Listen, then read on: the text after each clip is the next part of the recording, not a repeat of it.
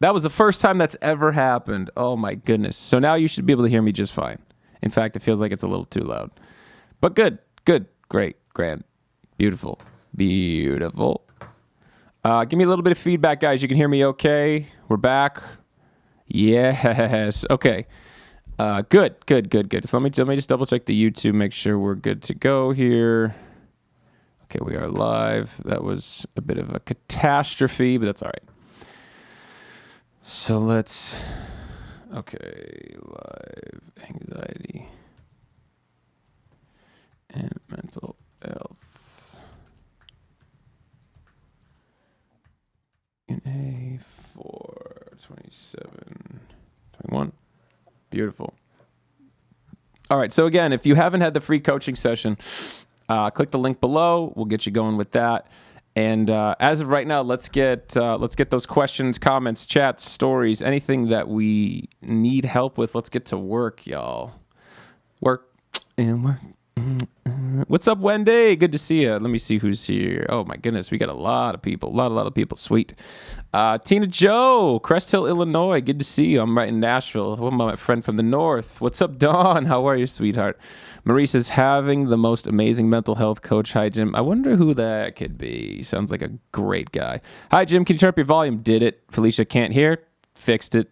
Nicole, hey, Jim, can't hear very low. Fixed it. Felicia, low. Fixed it.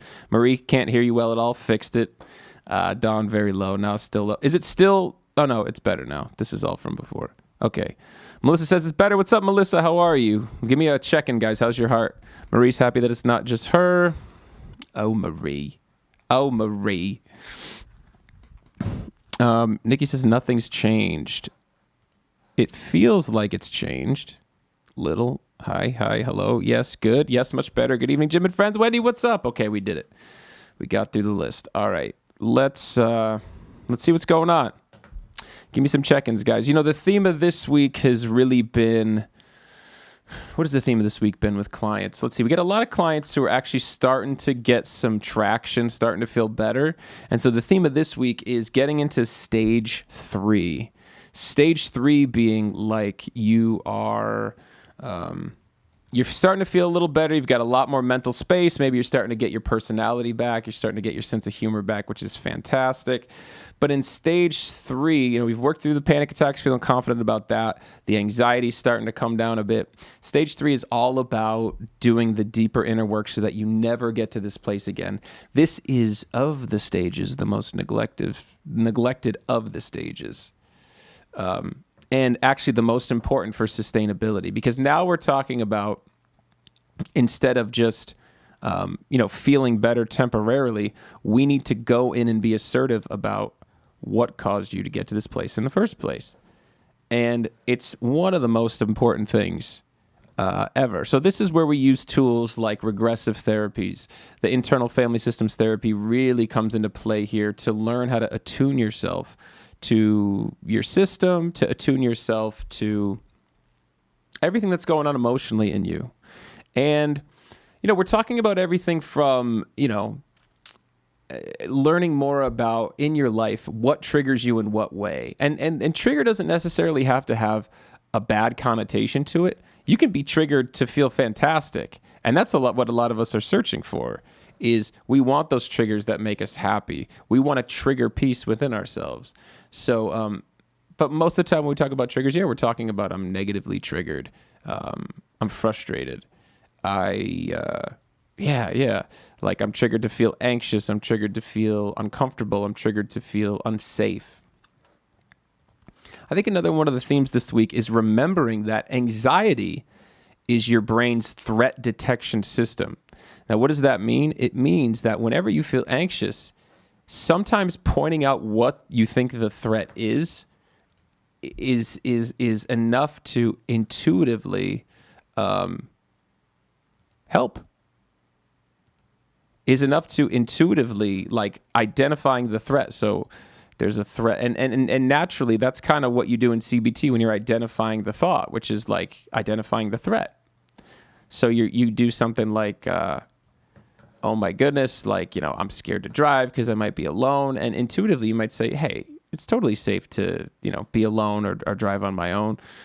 I have my phone, I have this, and you'll naturally do some kind of reframing in CBT. I love it. I love it. I love it. Michelle says, wanted to say I've been listening to the Panic Response Plan and I think it's incredible. Thank you. You guys really touch on everything I experience. Yeah, Michelle. So where are you at in your kind of trajectory working through this? Are you still, gathering information? Not that ever stops, but are you, learning a lot about anxiety? Are you feeling like you're trying to apply some of the techniques? Where are you at with that? And yeah. I mean, what's going on with you? Where are you at in your journey? What particularly resonated with you? Was it the symptoms you were going through, or let us know. Give us some more information. Let me scroll back, see if there's something from the top. Yeah, I don't know what was up with the volume. That was weird. Very weird. Are you guys still here?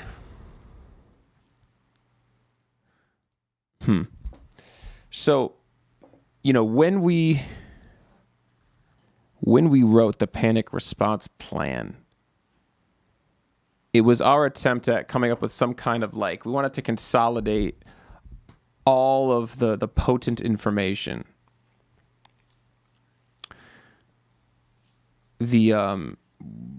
Just really distill everything down into the most useful, what are the things you can do right now?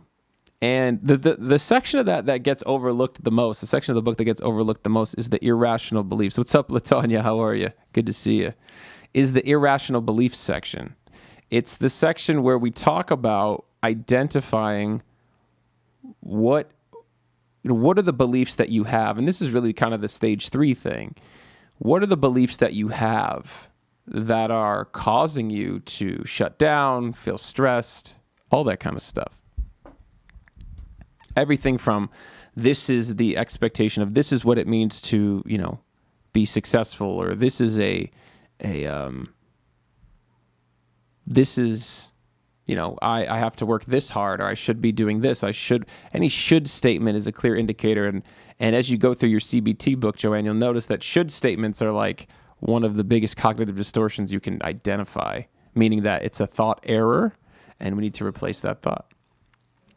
Michelle says, by the way, Michelle, your picture of you and that baby is adorable. I'm applying the techniques and reaffirming that I'm not going to die from a panic attack. Yeah, it feels like you're dying. And the shock of it is just so overwhelming. It's such a shock to the system. But yeah, no one dies from a panic attack. So I'm so glad. That's the first thing we put in the book is you're not going to die. You're not going to go crazy. You're not going to lose control. So I'm so glad you got some value out of that, and so happy for the feedback. Anybody who wants the Panic Response Plan, just shoot us a message on Facebook. We'll send you the link. Joanne says, got the Anxiety and Worry Workbook, the CBT solution, Anxiety and Worry Workbook. Let's take a look at what this is. David Clark, Aaron Beck, Anxiety and Worry Workbook, the Cognitive Behavioral Solution. Love CBT. CBT is one of the main tools that we like to use. CBT is definitely limited in the fact that if you're really, really overwhelmed with anxiety, it's extraordinarily hard. You're going to have to use those kind of more panic attack, sensory soothing techniques, the more IFS techniques when the emotion's really, really strong, as well as just kind of hunkering down and letting the storm pass through until you feel some relief. I know for me, the last time that I went through a bout of anxiety was flying about a month ago, and it had kind of come back over some time because of some of the behaviors that I had, as far as being, not noticing, because it'll sneak up if, getting very controlling or being in my comfort zone a little too much. And so, when it came back, it was a lot of mixture of breathing. It was a lot of mixture of surrendering. And there was a lot of mixture of using some CBT and also just, really coaching the anxious part of myself. Hey, there is danger in the world. It's okay. There's no guarantee. Along with helping coach the anxious part of me that was giving me really extreme thoughts. Hey, mathematically, it's almost impossible for this plane to go down. The chances are so slim. Turbulence does not mean plane crash. Things like that. Like really just working with whatever thoughts were coming up and just staying grounded and like, this is what I'm doing for a part of this flight.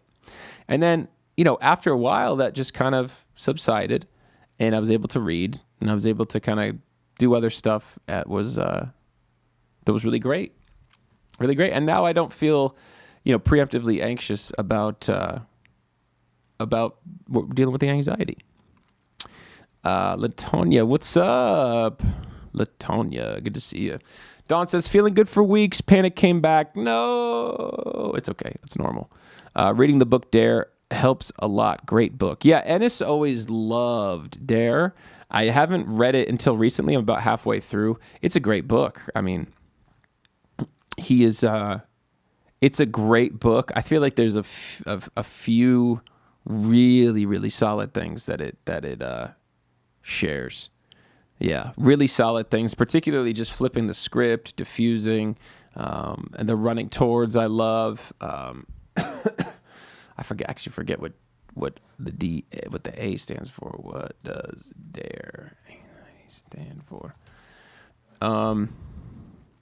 Diffuse, allow, run toward, and engage. Yeah.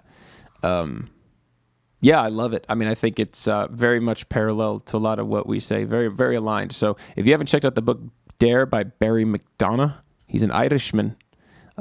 Check it out. It does help a lot. I think he has an app as well, too. I was talking to a client today, or actually we were doing a consultation. I was doing a consultation with someone who said they use the app to help calm themselves down. And what I was saying is like, and she's been through bouts of, panic, and then it goes away for a few years, then it comes back, then it goes away for a few years. And I'm saying, actually, it sounds like the skill that's missing is being able to self-soothe, is being able to really not rely on the app, because that's really where this needs to go, is pivoting into self-soothing and being sustainable and independent, because that's what's sustainable. Is the independence in it. And that's really scary for some people. I believe there's, like, I come from a pretty high level of codependency as far as friends, girlfriends. I've always been a little high in the codependency. And then over the past, I'd say 6-7 years, a lot of it was growing into independence. And really what it was is shedding layers of myself to be able to rely on myself, to go through things by myself. Very, very difficult.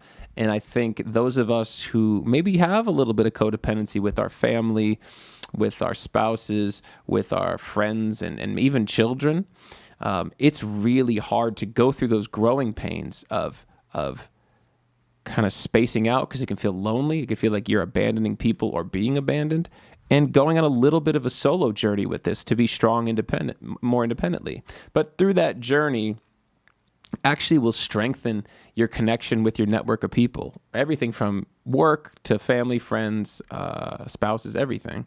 So that can be a bit of a painful experience, because you do need to kind of walk into the fire of being alone. And anxiety is one of those things where you can be in a wonderful, we have the best community ever. You guys are the best ever. We have a beautiful community full of support. However, there is a certain length of the journey that you do need to go on your own, because everybody's experience is a little bit different. It's great to have good support. You need that. You need the great information. But there is a part that is evolving to be independent, and that can be kind of painful and scary. And a lot of times that's what a lot of the fear of being alone is being worried that you'll be able to be self-supportive, self-sustaining, and self-soothing. Tricky. Carmen says, hello, Carmen. Mis Camino. ¿Cómo estás? Anne. Hi. What's up, Anne? Don says, I just got the workbook. It looks interesting. The Dare workbook? I didn't know there was a workbook. Let's check it out. Dare workbook. Cool. Very cool. It's a wild graphic. It's a wild graphic on the top. Yeah. It looks like a scared ball of meat. I like it. Do you think it's a good book? I don't know. I haven't read the book. It looks like it's rated pretty high on Amazon, but I haven't tried it. Let me see. Anxiety Worry book. Yeah, I mean, so it looks like there's about over 2,000 reviews. It looks like about a 4.5. It's great. I like, the CBT stuff. I love the David Burns stuff. I think it's a little bloated, and I also think, this book is huge. This is like way into CBT, and again, CBT, it's an essential skill. It's not the end all be all for a lot of you, because of the level of emotion that you struggle with. So you're going to have to use that in conjunction with a lot of other skills, but it's a necessity. So I think you're going to learn a lot. I think it's going to be a hell of an experience for you, Joanne. So get the book, work through it, and let's make it happen. Wendy says, it is easy to neglect those practices that you need to keep working on when you start feeling better because you get caught up in just living. Absolutely. Trying to keep those things in sight and forefront. Yeah, Wendy, you hit the nail on the head. I love how you said that. It is, it is, this, in some ways, that kind of self-explorative journey never ends. And if you continue to do the insight, and it doesn't have to be just based on anxiety. It could be, how do I optimize my relationship? Where are some of the blocks that I have? What are some of the things that I've maybe lost over the years as far as dreaming or being able to maneuver through life and meet challenges? It's really difficult to be in the experience of being you because the awareness is limited. So as you do that inner exploration with a coach, therapist, somebody else, it's just a beautiful, beautiful sounding board, mirror, reflection of processing through what you're doing, why you're doing it, and what you want to be doing, and why you want to be doing that. There was a really famous psychologist who just wrote a blurb about talking and how talking is thinking, and a lot of the ways we think is we talk. Sometimes we sit and we think things out, but a lot of what we do when we're with friends is we're talking and we're sharing and we're thinking and we're getting feedback, and it's a beautiful, beautiful relationship. And setting up the time for that or journaling is so essential to keep doing the exploration. We all have quote unquote skeletons in our closet and baggage, and we do transference and we judge, and we have all of that. Even if we filter it so that it doesn't come out externally, there's a certain amount of that we all have internally. And so the real sustainable to connect the internal with the external is to do the exploration, to heal and process through unprocessed events, to help stuck parts of you come forward, and to really, really be in a calm, confident, open state while navigating through life. I love that, Wendy. Thank you so much. All right. When you get the book, the app is free. Sweet. I guess I have the app. I didn't even know it. Steven. Hello, brother. What's up, Steven? How are you, man? How's your heart? You guys, how is all your hearts today? How you guys all doing? It's a quiet group. Seems like we don't have a lot of questions today. That's okay. I'll talk about what I want to talk about. No, we talk about a lot of the more universal stuff, which is great. Yeah, really great. There's no DARE workbook, the skills workbook for anxiety. There is a DARE workbook. I'm staring at it. I don't know how to... Can I share my screen? I cannot. I don't know how to share my screen. That's okay. Yeah, there is actually a DARE workbook. New Brave Tools to End Anxiety. It came out 272 pages. Holy cow. Yeah. There is.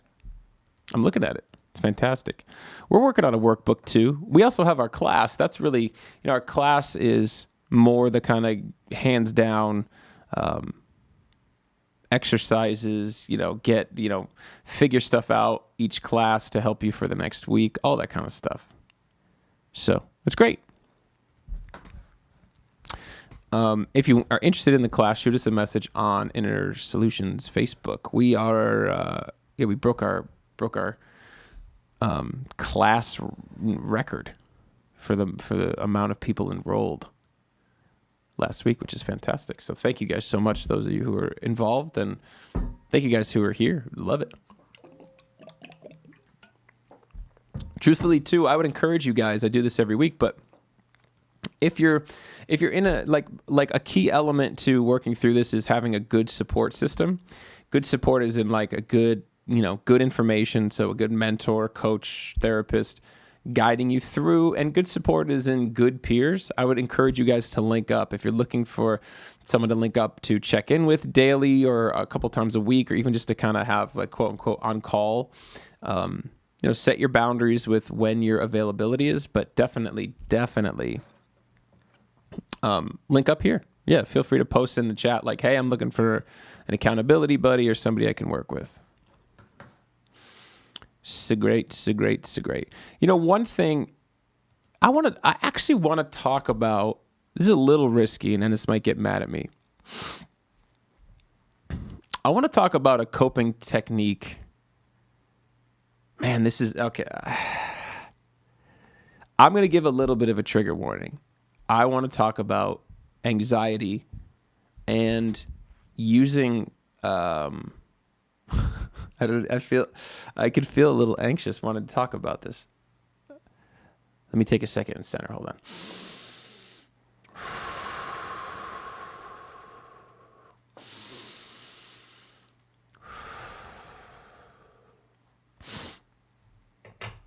I don't know how to talk about this, so I'm just going to not. I'm going to consult with Enis and learn how to approach the subject. Let me get back to the questions. I promise. I know that's so annoying. I'm sorry. But I need a little bit of, and I tend to be very, very straightforward and blunt and transparent. But yeah. We'll let me consult with my consultant with how to talk about it and make sure it's a good idea before we talk about it.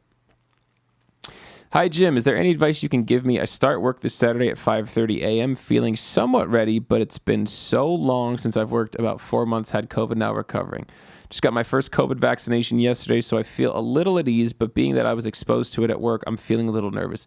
Kat, what is the anxiety? I mean, do you have conscious anxieties? What's up, Stephanie? Good to see you, man. Good to see you back in the saddle again. What is the, Kat, give us some more information about what is the anxiety.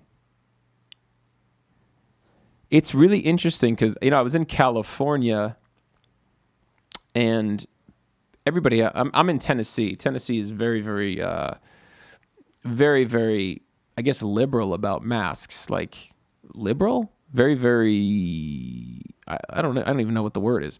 Lax on masks. There's not a mandate. It's pretty relaxed here. And I was in California and everybody on the street was wearing them a month ago. And I was a little surprised. And it was an interesting kind of navigating, do I do it? What do I believe? Because I was I'm more of like I'm okay kind of going with whatever the mandate is. I don't feel like, oh my God, I shouldn't wear a mask or whatever. It's not like my hill to die on. So is that the anxiety, Kat? Carefree? Yeah, carefree. Felicia says, so give some more information, Kat. Felicia says, I'm doing good. I don't have to take medicine anymore, and I've been facing it myself with the breathing technique. It's amazing that the breathing is helping you so much, Felicia. That's one of the cornerstones for me as well. I was telling you a story about being on the plane. It was, for me, a lot of it was just breathing. It's okay. Kind of breathing and soothing verbally, and that seemed to work really, really well for me. So I'm so happy to hear that, and great. Glad you're able to get off the medication and you still feel good. Hopefully you did that with the proper channels and consulted your psychiatrist and you guys weaned or did whatever you had to do. But keep on going, girl. Good for you. Joanne seems disappointed I wasn't talking about what I was going to talk about. So, I mean, I can kind of broach the subject. I think for me, one thing we don't talk a lot about is the impact of anxiety and sex and how it can different ways that people cope with anxiety and how it affects their sexual life both kind of with themselves and with their partners. And one of the tools that is a grounding technique is, I don't even know how to say this.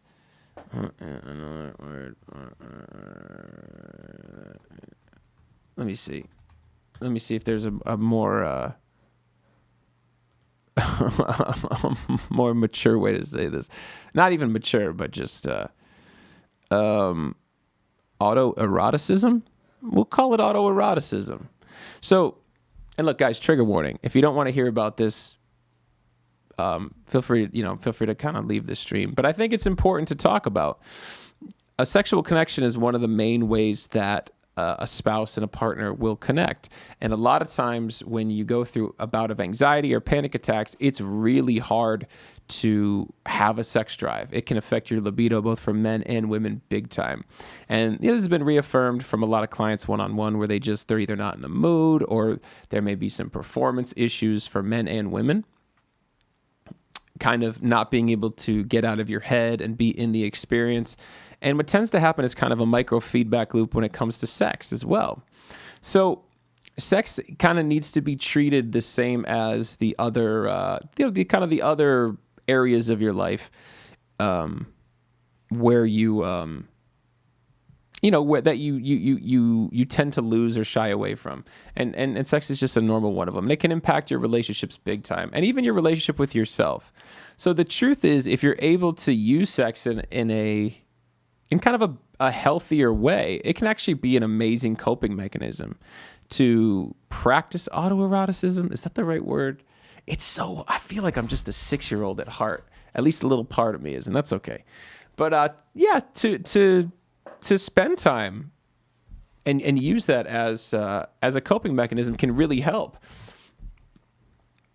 Climaxing during sex really can turn into just an amazing escape, as well as just this rush of a hell of a release. The problem with it can be that when you're in a state of anxiety, it may take longer for you to get there if you're doing it on your own or even with a partner, and then it might affect your partner. And so what you want to do is, I would start with kind of self-play and use that and go in with a very low expectation. But that really can be a great coping mechanism as a distraction. It's very, very, very primal, an extraordinarily primal urge, releases all kinds of endorphins. And if you can go in with the right expectation, it can be a really, really useful coping mechanism, distraction mechanism. Talk about sensory soothing tool. I mean, it's a hell of a sensory soothing tool. That's what I wanted to say.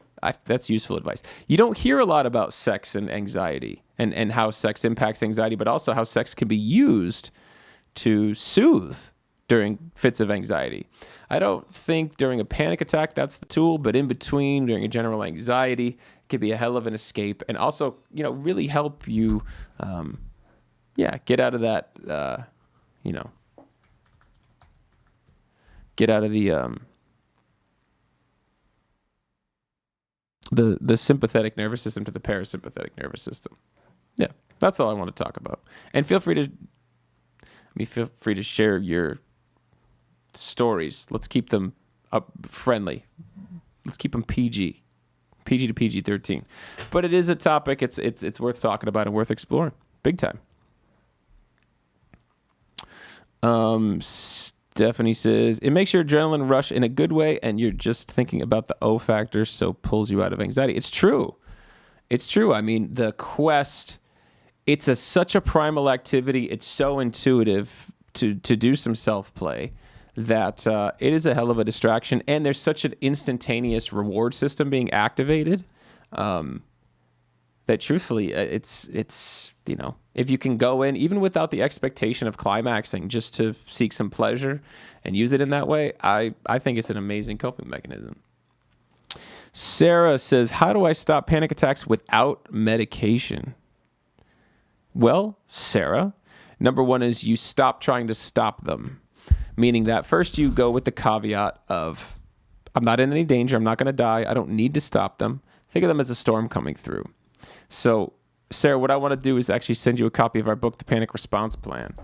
But without medication, it's very, very possible. It's all about allowing it to come through, releasing the resistance towards the event, because it's like trying to stop the waves in the ocean. You can push them, you can try to get the water moving, but it's just a force that's going to come through. So once you start to gain confidence that it's not such a bad experience, that it's okay, then what happens is you start having them less. You start having them for less intensity, and they start being shorter and shorter and more manageable. So in a nutshell, you release the resistance towards it. You welcome it in. You take a knee. You take a seat. You remind yourself you're safe. You stay grounded. You ignore the thoughts of I'm having a heart attack, and you realize that it's a formula. It's going to happen. Your body's releasing chemicals into your system, which is totally normal and healthy, and that the more you deal with it, the better and easier it's going to get. Oh, I just closed the YouTube app. Kat says, who's going back to work, basically it triggered my anxiety that I haven't had for years. So when I got my results at work that I was positive, it just triggered all kinds of emotions. So do you feel, Kat, it sounds like you're having a bit of a trauma response, right? You were scared, and your brain is saying the threat is work because, the threat is COVID, and the threat with COVID is sickness, and the threat with sickness is maybe death, and the threat with death is, you can see how you track it back. What is the threat? Because work's not the threat. It might be catching COVID at work. And then why is COVID the threat? Well, because COVID is the unknown, or it may turn into this, or yeah. So some of what I would do, Kat, is all the strategies we talk about all the time. Start with number one, trying to let those thoughts float by. Don't try to stop them. Okay, don't resist them. It's normal to have some anxiety, even without the situation you had with COVID, just going back to work after 4 months, not having a structure, worrying about the structure. Then I would write down all the different anxieties you're having. Maybe one is catching COVID. And then so let's take that one. Then I would explore that more deeply. Well, what does it mean? What if I catch COVID? What does that mean? Well, then I'll get sick. And what does that mean? Well, I could get really sick and go in the hospital. And what does that mean? If I get sick and go in the hospital, maybe it means there's going to be all kinds of hospital bills. It's like, oh, so it's really, you're worried about the hospital bills. And this is more about, your financial freedom and your financial life, or whatever it is. Try to whittle it down to the deeper belief. And then intuitively you'll hit something that'll be like, oh, it's really, the problem is it's messing with there's a risk for, like, let's say it's the hospital bills you're scared of. It's really messing with my financial freedom, and my financial freedom is important, and I've been poor before and I don't want to feel poor again. Whatever that deeper belief is in there, Kat. This is in a nutshell. I would write down all the different fears I have about going back to work and try to get to the deeper core belief. Right? And the question you want to ask is the why. I'm scared to go to work because I'm scared to get COVID. Why? I'm scared to get COVID because I could spread it to my mom. Okay, well, if that happens, why are you scared of it? Because if I spread it to my mom, she's not very healthy and she may die. Okay, and this may seem stupid, but if that were true, what does it mean about you and your life? Well, it means I'll be without my mom and I'll be alone, and then I won't know what to do. It's like, oh, okay, so this isn't about work. This is about losing your mom, or this is really about being alone. So then you can actually target, well, what do I need to do to be more independent and feel better on my own? And you're getting right to the source. Love it. Yeah. And again, it's like, yeah, you can get the vaccine. That's cool. It's good to take an external action. But just remember, Kat, use this experience. These things are happening for you to extract some sort of growth out of it, because the chances are the fear that you have with this situation will transfer into another situation as well. So dealing with the symptoms, the anxiety, like the initial fear, is good, and you want to do that because you want symptom relief, but we want to understand the source, the kind of core belief that's there, or the core issue that's there, the core fear. Michelle says, I've not had any libido in months. Very, very common with anxiety, Michelle. Very, very common. Yeah, so that's tricky. But what I would recommend is that you try, if it feels okay. I mean, you really have to judge your own situation. Everybody's a little bit different, but that you try to do some self-play, that you give it a shot and see if it helps. Even if you don't have libido, see if you can kind of stir up some libido, if that feels right for you. If not, no problem. Why do I feel so guilty for having this conversation? Why do I feel like I'm going to get a phone call from Enis's mother saying, why did you talk about sex on the show? It's like, he's 26 and I'm scared of him. And he weighs like 50 pounds. I don't know what it is. I mean, really it is, Kat. There's a multi-pronged approach you can take with everything you're going through. Number one is reinforcing trust. And really it comes down to just like affirmations, like coaching yourself. Thought replacement. Hey, I've been through the COVID before. It's going to be okay.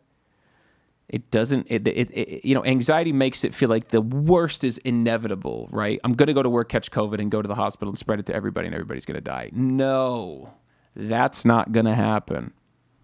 That's not the truth. And so we have to ground ourselves with better thoughts. And this is CBT in a nutshell, is like, no. Okay.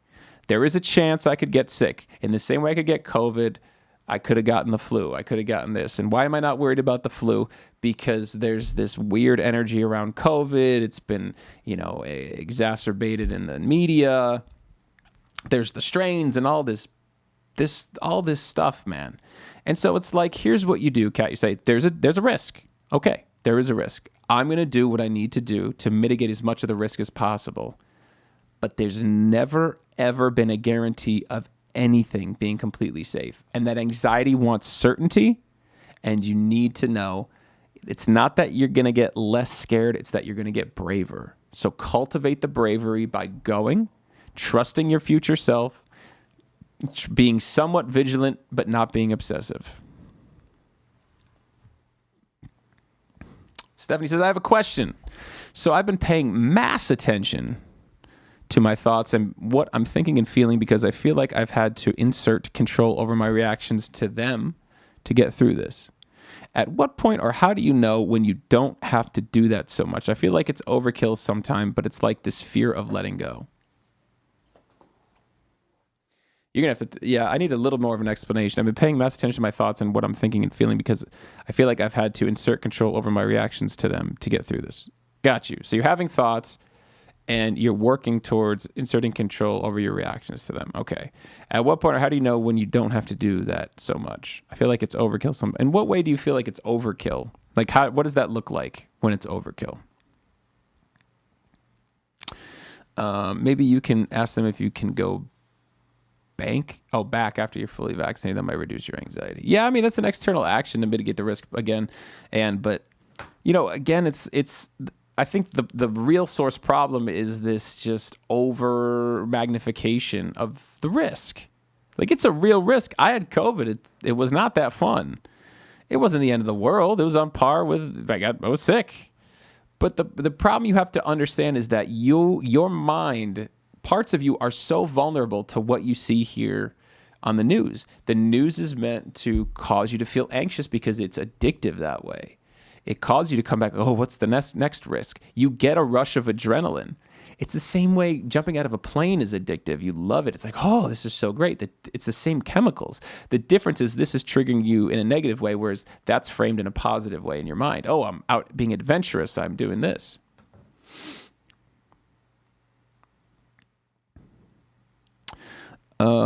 Sarah Morrison. Yeah, man.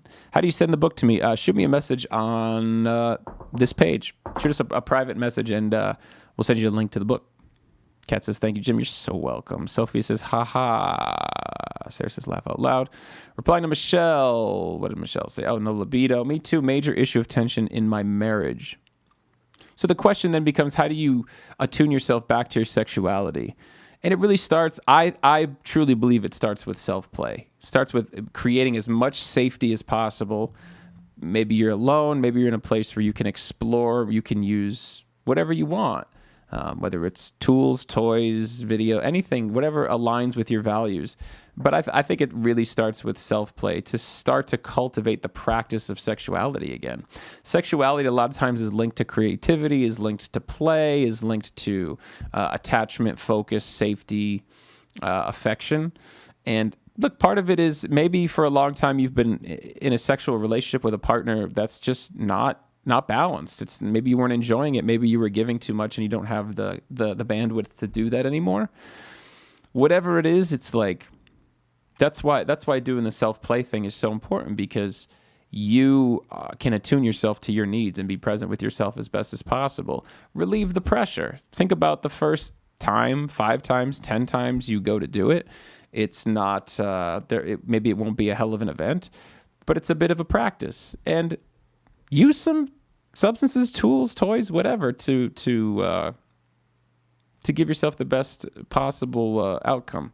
But yeah, I don't see a lot of places talking about anxiety and sexuality, and I really think the sexuality, particularly self-play, is a hell of a stress reliever. I think it's essential. I think it could really, really help and give you some relief. Yeah. Stephanie, about her focusing on her thoughts, like I'm spending too much time focusing on my thoughts. I'm judging each one like, is this anxiety talking or a regular thought? They're all regular thoughts. I mean, they're all thoughts, whether it's anxiety talking or a different part of you talking. And the key is to attune yourself to your system to know what part of you is talking. What's the motivation for these thoughts, right?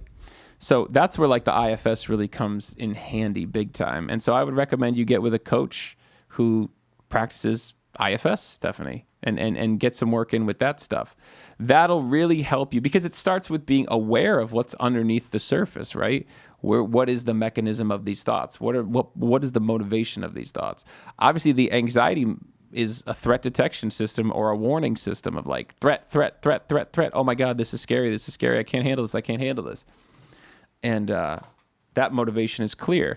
But other motivations, like, the motivation to make your son dinner, the motivation to go out and exercise, those are important.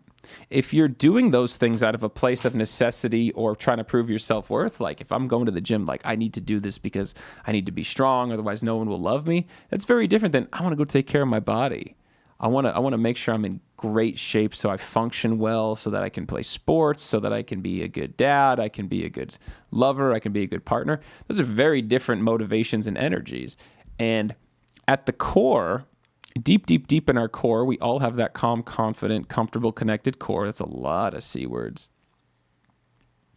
You really, really want to take care of your physical body because it feels good. And it's not because you want to please other people or you want to be viewed as sexual or sexually attractive. Maybe, I don't think that's at your core.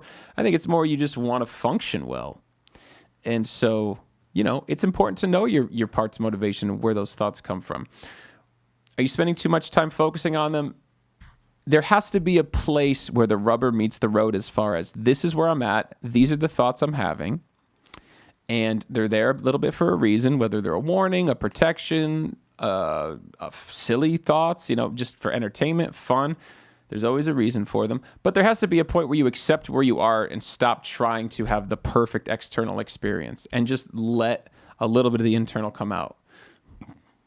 One of the tools I like to use is kind of the ideal self-visualization. It's like, well, how do I want things to go? How do I want to be or feel? And if you do this visualization where it's like, okay, I want to be strong and calm. Well, what does that look like? What does that feel like? And so maybe you change your posture to a strong, calm posture. Maybe you breathe like you're strong and calm. And you try to embody it physically.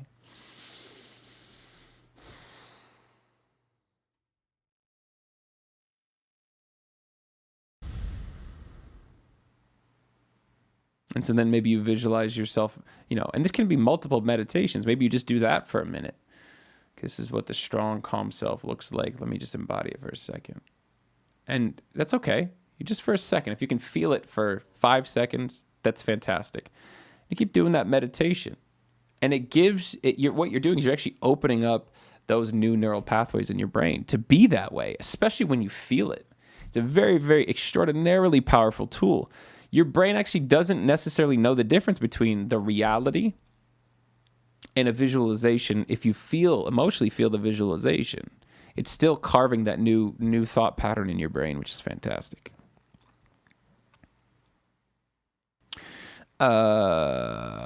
Michelle says, to Lisa, I'm sorry you're having tension in your marriage. If you need a friend to vent, I'm here. I love it, guys. Link up, support each other. Lots of love. Peace and love. Peace and love. That's Ringo Starr. Another book that's great is the Negative Thoughts Workbook. Never heard of it. Let's take a look. Negative Thoughts Workbook.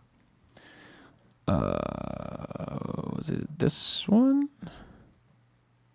Negative Thoughts Workbook. David Clark, PhD. CBT skills to overcome the repetitive worry, shame, and rumination that drive anxiety and depression. Cool. Don't see a problem with that. I don't see it on Amazon. I don't see any ratings yet. Yeah. So it's kind of 4.2 out of 5 on Goodreads. Cool. I like it. Maybe I'll check it out. What is your name? Jim Cipollini. Stephanie. 1P, 2 Ls, though, Stephanie. Appreciate the attempt. It means little onions.